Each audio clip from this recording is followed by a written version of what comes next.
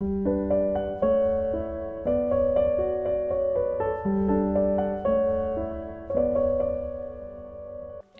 je vous retrouve pour un nouvel unboxing. On commence tout de suite avec quelques réceptions du mois d'août. Tout d'abord, nous avons un colis qui nous vient des éditions Hugo.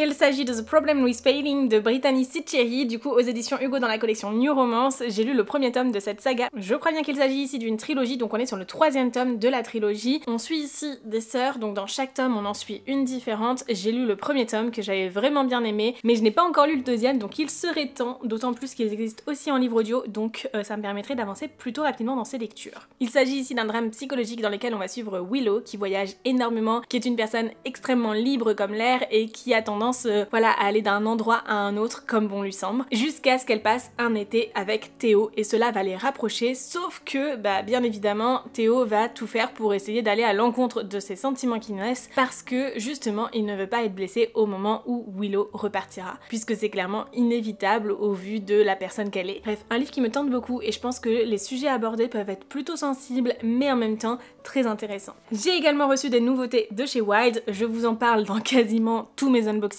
parce que j'avoue que j'en reçois beaucoup et on va découvrir ensemble ce qui se cache dans cette petite boîte. Vous le savez, Wild c'est une marque de cosmétiques à base de produits naturels et ils sont notamment réputés pour leurs déodorants rechargeables. En tout cas moi c'est ce que j'adore chez eux, même si j'aime beaucoup aussi leur baume à lèvres et leur gel douche. Et en fait ils ont sorti un nouveau type de déodorant. Cette fois-ci on est sur un roll-on rechargeable, quelque chose de très novateur. Et en plus j'adore le packaging qu'ils m'ont mis puisque j'ai déjà plusieurs éléments avec ce packaging là, donc c'est parfait. On est ici du coup sur une bille de roll-on classique. J'ai donc une petite recharge de déodorant liquide du coup pour aller dans ce roll-on et c'est un déodorant qui est sans sel d'aluminium. Si ça vous intéresse, c'est extrêmement important je trouve. La senteur est hyper fraîche, c'est le parfum coton frais et sel de mer et franchement c'est incroyable. Donc normalement, c'est la première fois que je fais ça de ma vie, mais normalement il suffit juste de le visser comme ceci et de reclipper dans l'emballage tout simplement et ça nous permet d'avoir un déodorant roll-on rechargeable. C'est hyper facile à mettre en place et du coup je pense que ce sera très pratique aussi à recharger dans le temps. Si vous êtes intéressé pour tester Wild, vous avez mon code promo Gladys20 dans le QR code et en description qui vous permet d'avoir 20% de réduction sur toutes vos commandes et si vous l'utilisez je vous en remercie grandement puisque je touche une commission dans ce cas. On continue avec une autre réception de livres cette fois-ci.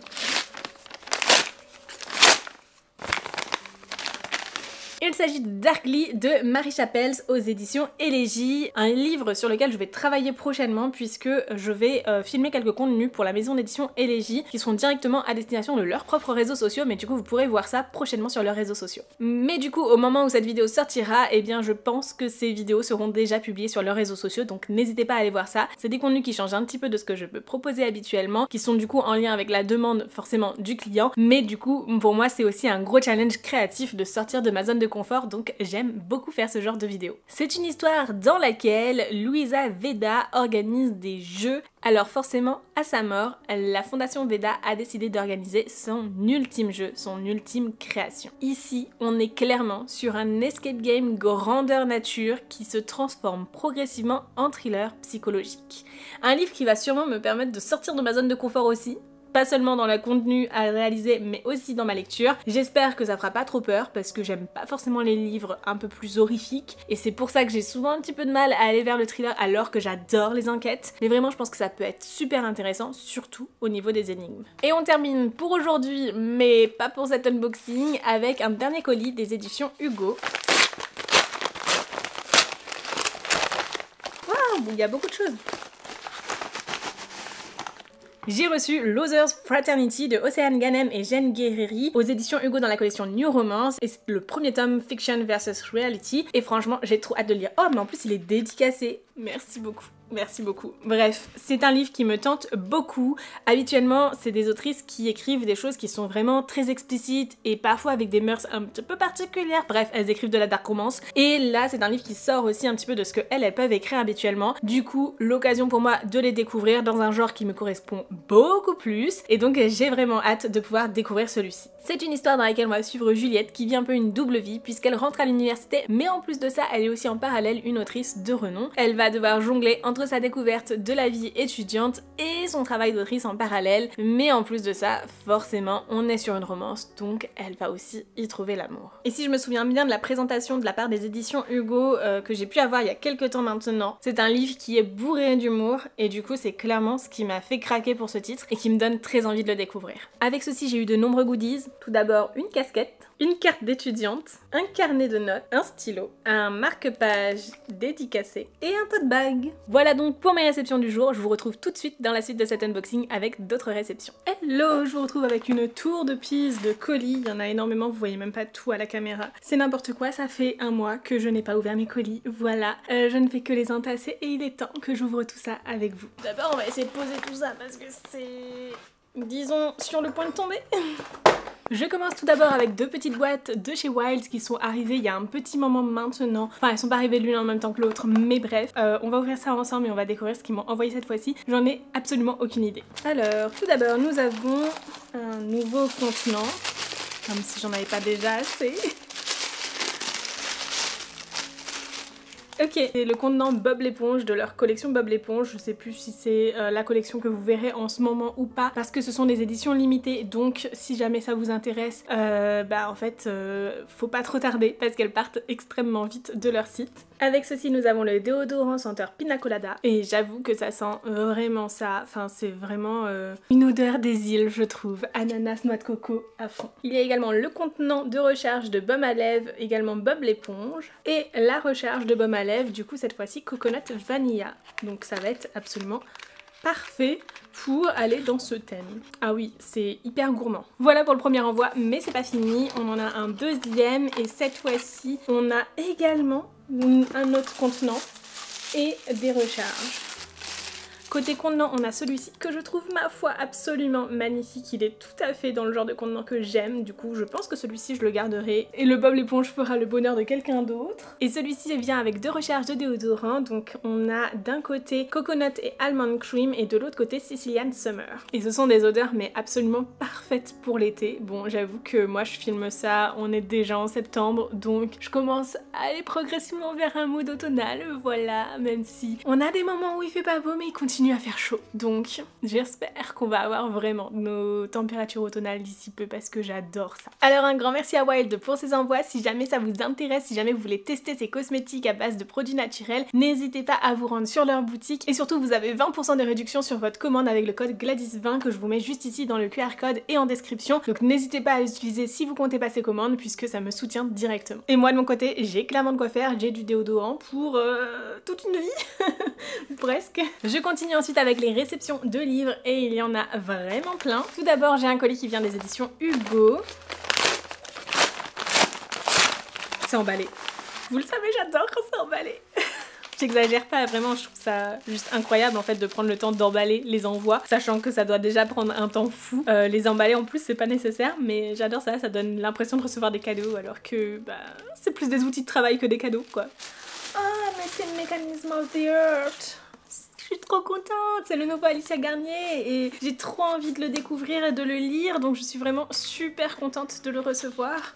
On a du coup le roman bien évidemment, mais on a aussi un marque-page et une illustration avec du coup un petit mot d'Alia derrière. Vraiment je suis mais trop contente. Et en plus de tout ça, on a un tote bag dans les goodies à l'effigie du coup du roman bien évidemment. Je suis mais trop contente, il est super beau, j'adore. Je ne pense pas vous faire un résumé complet de tous les livres que je vais recevoir ici parce que sinon on y est encore demain, voilà. Mais du coup ici on est sur une romance psychologique, seconde chance, et c'est clairement un livre qui me tente terriblement parce que c'est du Alicia Garnier et que vous le savez, j'adore les écrits de cette autrice, donc je suis quasi sûre de l'aimer, d'autant plus que j'ai vu le vlog lecture de Emma, la bouquinade, et elle l'a tellement aimé que voilà, je suis sûre et certaine qu'il me plaira. Elle l'a beaucoup comparé à Can't Help, et du coup vu que c'est ma saga préférée de Alicia pour le moment, j'ai forcément très envie de découvrir Mechanism of the Earth, et du coup de pouvoir voir si finalement mon cœur balance un peu plus pour celle-ci ou pas, on verra bien. J'ai vu qu'il y avait des illustrations dedans, je vais pas trop regarder, j'ai pas envie de me faire spoiler, mais il y a des illustrations à l'intérieur. On continue ensuite avec un envoi des éditions Pocket Jeunesse.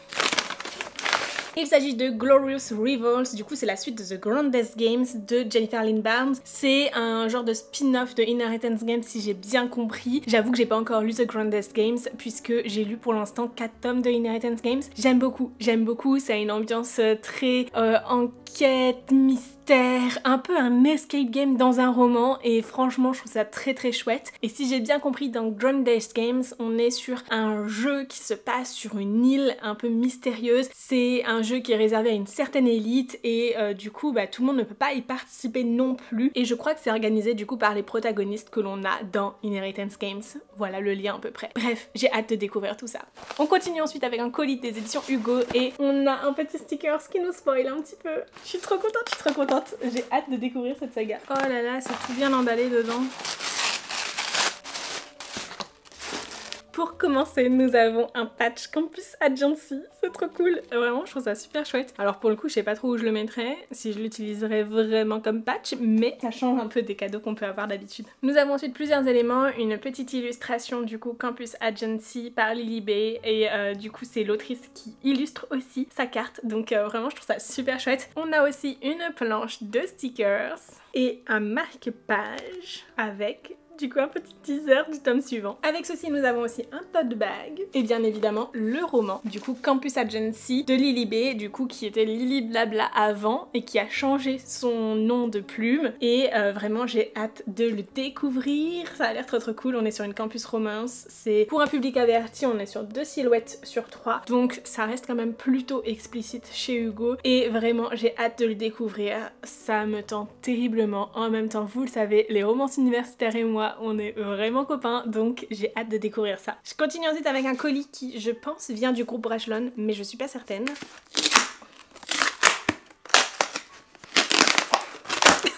Il s'agit de For the Wolf, du coup de Anna Wheaton, que j'ai vraiment hâte de découvrir. On y dit la seconde fille appartient au loup. J'ai trop hâte de découvrir ce livre, il me tente terriblement. En plus je crois bien qu'il sort en livre audio très prochainement, si je me trompe pas, en septembre aux éditions Audiolib. Donc vraiment je n'aurai aucune excuse pour le découvrir parce que vous le savez, j'adore les livres audio et je les dévore à une vitesse grand V. Donc j'ai trop hâte de pouvoir lire celui-ci. On nous dit en tant que seconde fille, Red n'a qu'une seule destinée, être sacrifié au loup du bois sauvage dans l'espoir qu'il libère les dieux qu'il a fait prisonniers des siècles plus tôt. De découvrir ça. Ensuite, j'en ai un autre.